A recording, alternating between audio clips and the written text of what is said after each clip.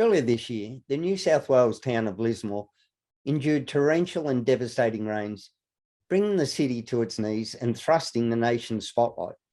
Now, residents were left homeless, destitute and angry. What it didn't do, though, was break their spirit. But the people of Lismore still needed help. And that's where Lisa Clegg comes in. Lisa's a former resident and a DB results consultant, was also moved by the devastation of her hometown. So she worked on a plan, along with DB results executives, to donate laptops to the city's children who had lost everything in the floods so that they could at least continue with their schooling. And join us today to tell us of what she and DB results did is Lisa Clegg. Welcome, Lisa. Hi, thank you for having me. Now, you travelled to Lismore. Tell us what you witnessed. Scenes of absolute devastation. So I had seen what was going on the news. I had seen the pictures, as I'm sure everyone else had. But when I travelled up there, it was 10 times worse, even more than 10 times worse than I'd seen on the news. I wasn't prepared for the absolute devastation that I saw up there. The only way I can describe it is Armageddon. So laptops for the kids, like it's such a well needed and desperately needed, I should say, and well thought out thing. Who did you work with on the ground to actually get the laptops to the children? How did you go about it? Yes, so Lismore is not my hometown. I just want to correct that. I actually lived in Byron Bay for about 4 years. But I have a very good friend, Shelley Oldham, who lives in Lismore, who works very closely with the community. And she works with the Country Women's Association. She called me. She was calling all the people that she knows who work in IT to see if any of their companies would be prepared to donate laptops. When I took this question to the executive, I was very happy and very proud when the answer came back as a resounding yes. And then I was even further surprised when the executive came back and said that they were prepared to donate 15 computers.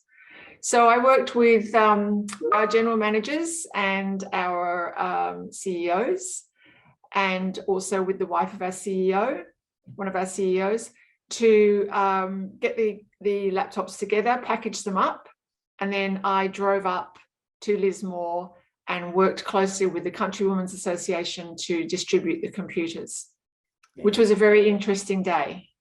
The Country Women's Association, they do so much in our rural areas. They're often unrecognised heroes. Now, even the electricity needed, somewhere to plug them in, the Wi-Fi, all of these things still would have needed to do, and not to mention getting the schools up and running. How did we go about that? Absolutely. So, well, look, the first challenge that we had when we got there was actually finding a place to distribute the computers. So the Country Women's Association put out the call with the Home Learning Network. They vetted people and families, and those families were then advised that we would meet up in Lismore. The problem is that there are no viable, or there were no viable buildings at the time for us to actually meet everyone and distribute the computers. So I know it was mind-blowing. So we actually ended up distributing them on the street. As far as accommodation, electricity and Wi-Fi, it's a brilliant point. It's one of the many challenges that people are facing up there. A lot of the families that I met were being billeted, some as far as 200 kilometres away. People were staying with families further up and down the coast. There was one grandmother that I met that had come in to pick up a computer for her daughter. Her daughter was living about 200 kilometres away, and her husband had to go and find work elsewhere, so they were separated. All those challenges aside, it was an amazing time, and to see the look on those kids' faces when they got their computers was really something else. Yeah, I could imagine.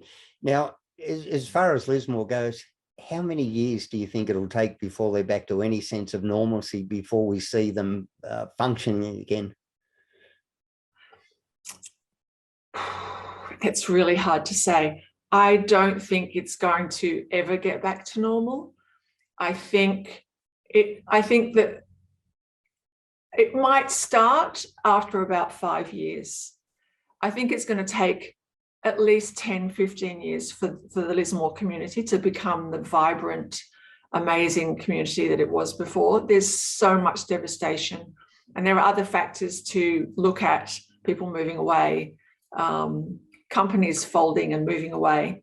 And then the people there have a lot of other challenges. So the people that have decided to stay are very challenged by the bureaucracy and the red tape that they have to work through to actually get help from the government, and to get help with a lot of the other things that are involved in resuming normal day-to-day lives. Don't forget, it wasn't just people that were affected.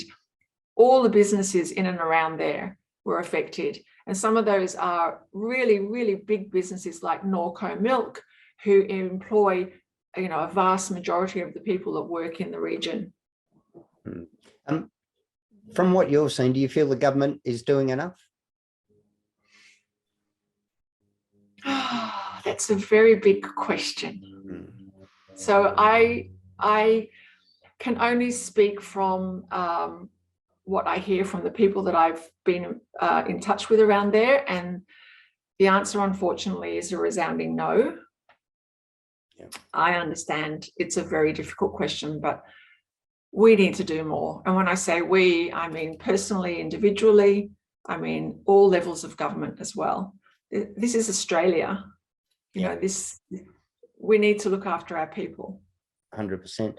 Well, at least you, Country Women's Association, and DB Results have done your bit, done a small portion. And for those watching this, let's not forget these people. This goes on. So anything you can do, let's get it done. So Lisa Clegg from DB Results, thanks so much for your time and for your wonderful advocacy for these people. Thank you so much for having me.